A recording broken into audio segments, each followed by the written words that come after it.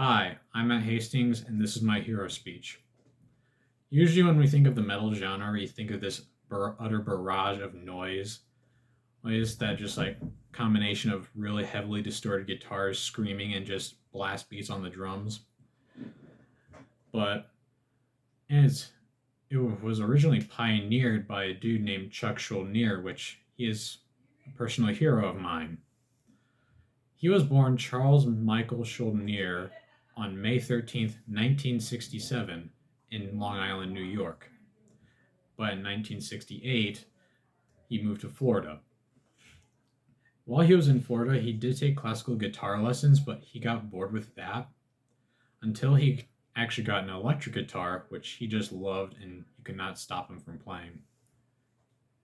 His main inspirations for guitar playing was bands from the British Wave, bands like Black Sabbath, Judas Priest, Iron Maiden, those bands.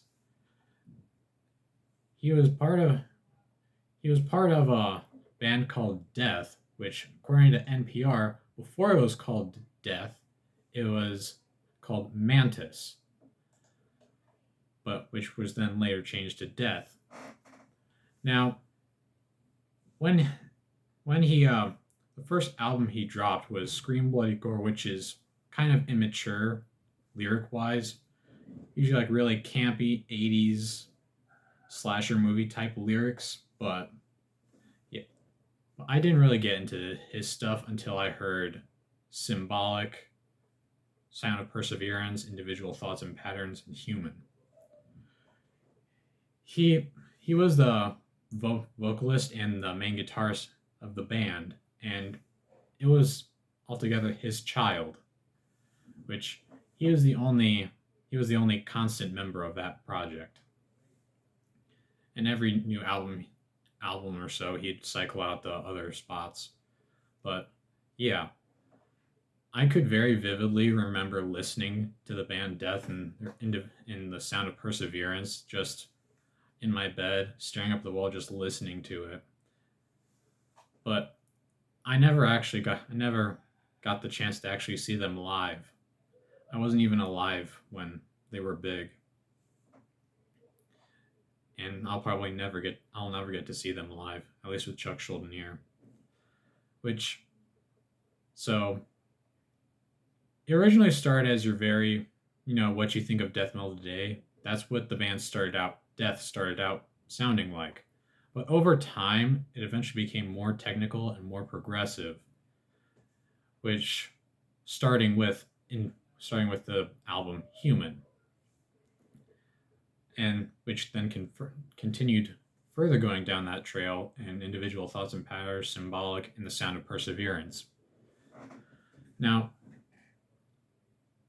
he, however, died very young. He had a brain he was diagnosed with brain cancer in 1999. And while he did continue working, which through the sound of with the album The Sound of Perseverance, which is my favorite album, during well, and then December 13th, 2001, he died at the age of 34, about a full year before I was born.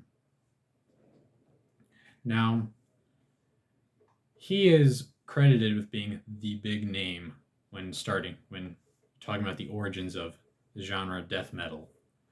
And there are many people you'd probably recognize that were influenced by his work. One of the big ones being Dave Grohl, the dude who played drums for Nirvana, and the mind behind Foo Fighters. Also, really big death metal names like were directly inspired by this dude. With like old school stuff, Cannibal Corpse, even the new school stuff like Gojira. So, all in all, he had like massive influence on the metal genre, and people don't really recognize him now. Because it's all gent stuff anyway, and not really following that classic old school style of death metal, which I think is kind of a shame, but it is what it is. Music is evolving. He was in his early years. He had this deep, deep, raspy death growl, which I can't do.